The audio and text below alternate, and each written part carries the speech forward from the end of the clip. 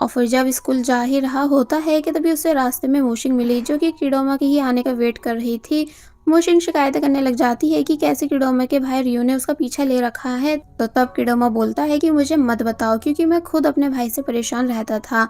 मोशिंग किडोमा को काफी सारे क्वेश्चंस की लिस्ट देती है जो सब किडोमा के बारे में है, ताकि वो किडोमा को और अच्छे से जान पाए एंड घर में ठीक उसी की तरह बिहेव कर पाए। तो तब किडोमा हैरान होने लगता है कि क्या मुझे सच में इन सभी क्वेश्चंस के आंसर लिखने होंगे। बाय द वे मोशिंग नोटिस कर लेती है कि किडोमा ने इसलिए कैप पहन रखी है क्योंकि वो हेयर का सही से ख्याल नहीं रख रहा है।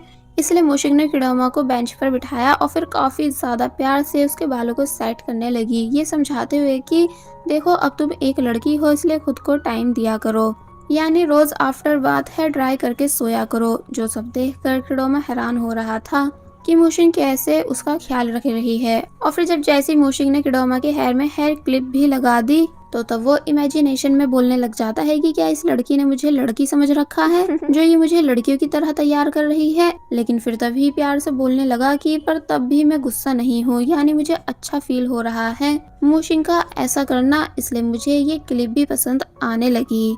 वो प्रेसिडेंट में दूर हुआ और ये बोलते हुए जाने लगा कि पता नहीं तुम किसी और के बालों को ऐसे आराम से टच कैसे कर सकती हो। तो तब उसके जाने के बाद मोशिंग कहने लग जाती है कि शायद तुम भूल रहे हो कि तुम मेरी बॉडी में हो, इसलिए मैंने खुद ही के ही बालों को टच करा है एंड उन्हीं को सही करा है।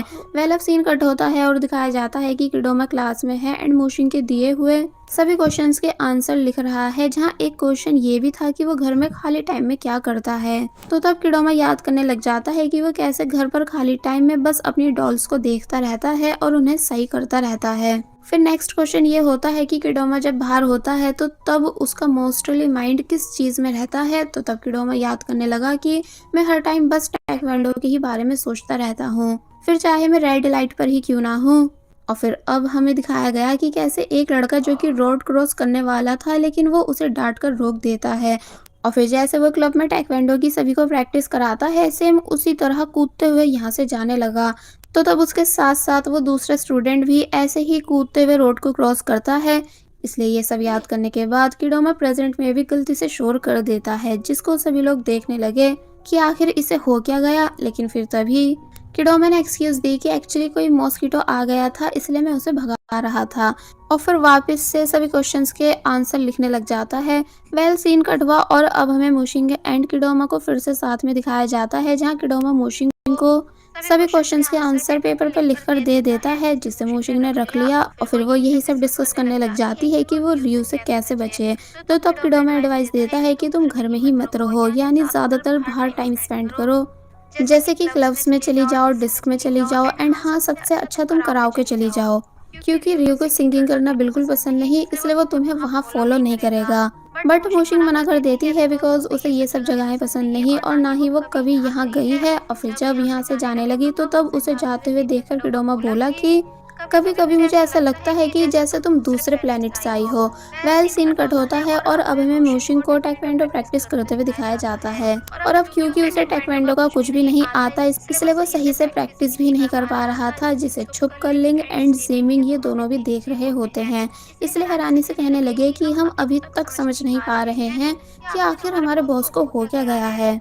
जिसके बाद सीन कट होता है और अब हमें रात का सीन दिखाया जाता है, जहां मोशिंग कॉल पर किडोमा को बता रही है कि वो कितनी ज्यादा परेशान है, यानी कि कल एग्जाम है जिसकी उसे प्रिपरेशन करनी है, लेकिन रियो उसका पीछा छोड़ ही नहीं रहा है, यानी बार बार रूम में आ रहा है, कभी जूस देने के बहाने से, कभी फ्रूट देने के बहाने से, तो कभी मिल्क देने के बहाने से। एंड अब क्योंकि मैं नहीं चाहती कि घर वाले मुझे स्टडी करते हुए देखकर फिर से मुझ पर शक करने लगे, इसलिए मैं बस फिलहाल बॉक्सिंग करने की एक्टिंग कर रही हूँ।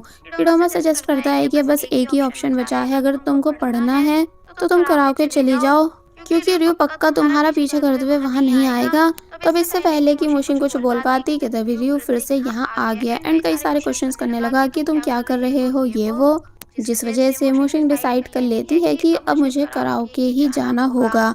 जिसके बाद अब हम मोशिंग को कराओके में देखते हैं, जहाँ सभी लोग उसे जानते थे, इसलिए मोशिंग समझ गई कि किडोमा यहाँ का पुराना मेंबर है। वो अपने रूम में जाती है, जहाँ उसने लाइट ऑन करवाई, एनिमल्स वर्ल्ड चैनल लगवाया और साउंड ऑफ करवा दिया फिर जब वेटर यहाँ से चला गया तो तमोशिंग बुक्स बाहर निकाल लेती है स्टडी करने के लिए, और फिर जब बैठकर स्टडी कर ही रही होती है कि तभी एंट्री हो जाती है रियो की, जो कि मोशिंग का पीछा करते करते यहाँ भी आ गया, और फिर अंदर आकर हैरानी से पूछने लगा कि क्या तुम वाकई में यहाँ बैठकर स्टडी कर रहे हो।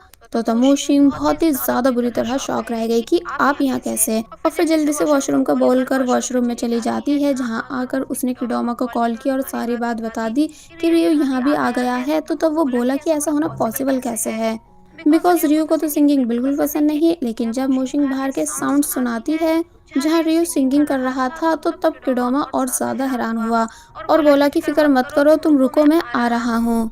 फिर हम देखते हैं कि जब वो बाहर जा रहा था तो तब ज़्यादा रात हो जाने की वजह से उसके पेरेंट्स उसे बाहर जाने से मना कर रहे थे। लेकिन वो मानता नहीं, बल्कि कुछ और बहाना करके यहाँ से चला गया।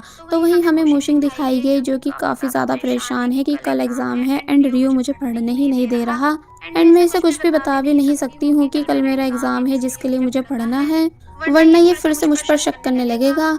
कि तभी फाइनली किडोमा मोशिंग की हेल्प कराने एंड रियो को यहाँ से भगाने के लिए आ जाता है, एंड खुश हो रहा है मोशिंग को देख देख कर। लेकिन क्या वो रियो को आज के लिए मोशिंग से दूर कर पाएगा, ये हमें नेक्स्ट पार्ट में पता चलेगा। और बस फिर इसी सीन के साथ पार्ट 6 यहीं पर एंड हो जाता है।